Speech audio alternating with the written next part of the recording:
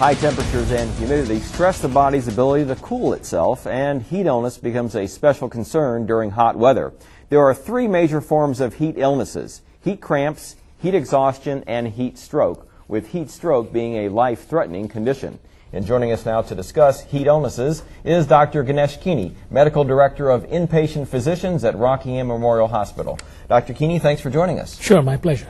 Let's first talk about heat stroke. Heat stroke is the most serious heat-related disorder. The body's temperature rises rapidly, the sweating mechanism fails, and the body is unable to cool down. Let's look at the symptoms of heat stroke, and you can tell us about them. Yeah, heat stroke is a life-threatening condition. It's a medical emergency, and the symptoms are hot, dry skin, hallucinations, chills, throbbing headache, nausea, vomiting, confusion, slurred speech. It is important that the person who has a suspected heat stroke be brought to the emergency room immediately, because a small delay in treatment may mean the difference between life and death or permanent damage. The mortality on heat stroke is 21 to 63%, so 1 to 3 out of 5 people will die of a heat stroke. Wow. Not to mention there's risk of permanent damage. Typically, when a person has a heat stroke, the core body temperature is around 105 to 106 degrees, which is very dangerous. So what do you do in the case of heat stroke? The first thing is to cool the patient, and then it's airway, breathing, circulation, basically supportive care with emphasis on cooling. And we could use cooling blankets, we could use water spray with the fan, we could use chilled IV fluids going through. Really? Those are all drastic measures to quickly cool the patient. Okay. We also will correct any electrolyte abnormalities, which are often synonymous with heat stroke. Okay. Let's move on to the second one, heat exhaustion, which is the body's response to an excessive loss of water and salt, usually through excessive sweating. Let's take a look at the symptoms of heat exhaustion, and you can tell us about them. Again, heat exhaustion, the one difference is you actually sweat during heat exhaustion.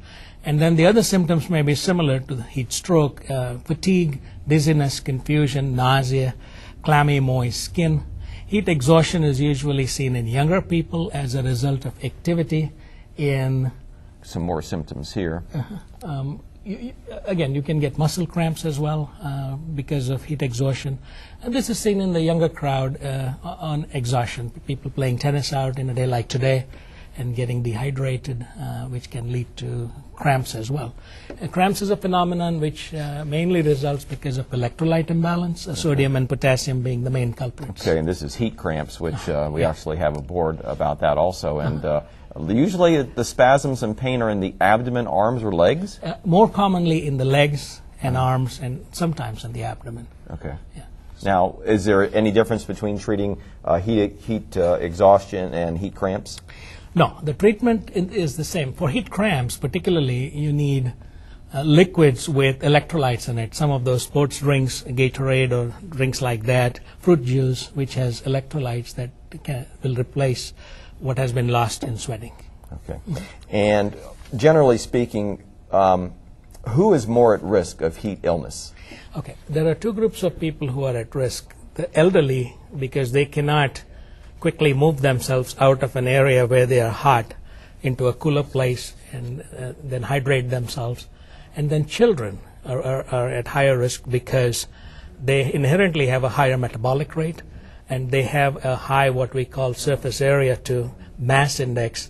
They don't have the same volume of blood that an adult has to circulate and cool themselves. So the cooling mechanisms are not working as well as the adult. The heating mechanisms are working better. So that combination makes kids at higher risk for heat stroke or heat-related illness. All right.